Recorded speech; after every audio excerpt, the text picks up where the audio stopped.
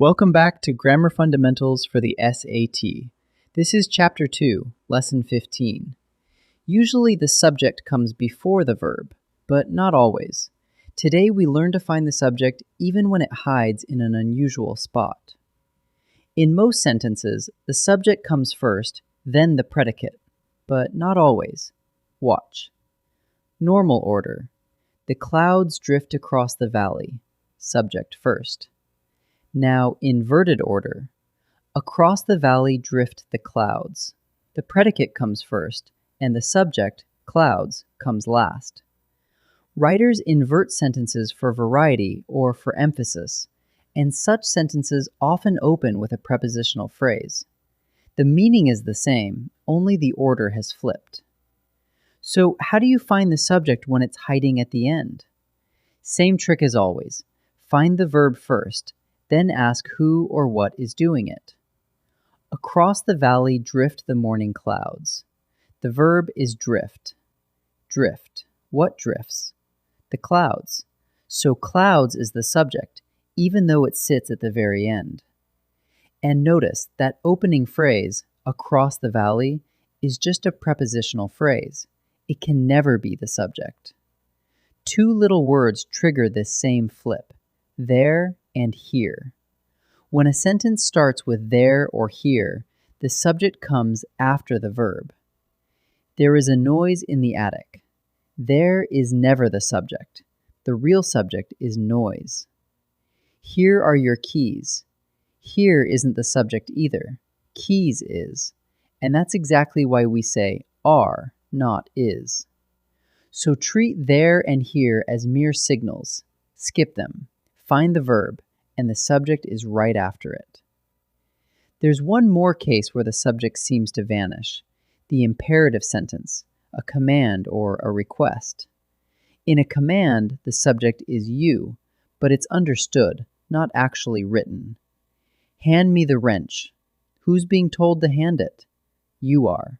So the hidden subject is you. Same with, please drive carefully. The understood subject is still you. So if a sentence gives an order and has no stated subject, the subject is the understood you. Questions flip the order too. In most questions, the verb, or a helping verb, jumps in front of the subject. Are you ready? The verb are comes before the subject, you. Where did Sam go? The helper did comes before the subject, Sam. A quick way to find the subject in a question is to turn it back into a statement. You are ready. Sam did go. Then the subject pops right back to the front, where you can spot it easily. Here's the trap the test builds on all of this. In an inverted sentence, the verb still agrees with the real subject, never with a noun inside a prepositional phrase. Under the pile of papers lies the missing letter. The phrase of papers might tempt you, but cross it out. The subject is letter, singular, so the verb is lies, singular, not lie. So always find the true subject first and make the verb agree with it. Ignore any nouns trapped inside prepositional phrases. Let's apply it. Next to the library stand two big oak trees. Find the verb, stand. Stand. What stands? Two oak trees. So trees is the subject, and because trees is plural, the verb is stand, not stands. This is inverted order. The subject comes after the verb, and the prepositional phrase up front is not the subject. Find the verb, ask who or what, and you've got it every time. Let's practice. Each sentence is in inverted order. Find the verb, ask who or what, and pick the subject. Pause and try before I answer. There goes the best teacher in our school. There is never the subject. The verb is goes, and who goes? The teacher. So the subject is teacher. Beside our house runs a little creek. The verb is runs, And what runs? A creek. House is only inside a prepositional phrase, so the subject is creek. Here is the brownie recipe from my new cookbook. Here is not the subject.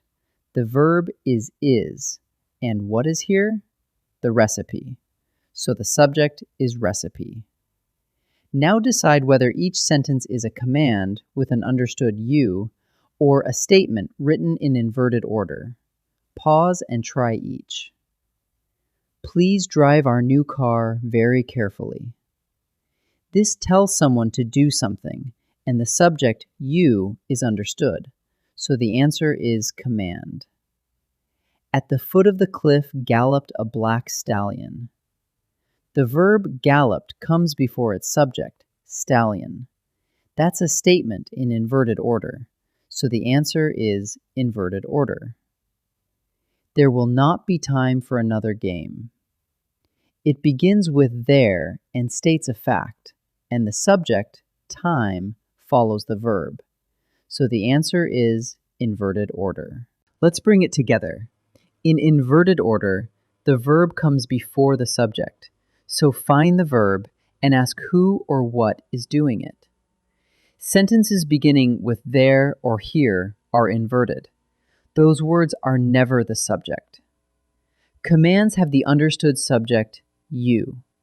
And through it all, the verb agrees with the true subject, never with a noun stuck in a prepositional phrase. Great work. In Lesson 16, we'll look at where the action lands, direct and indirect objects.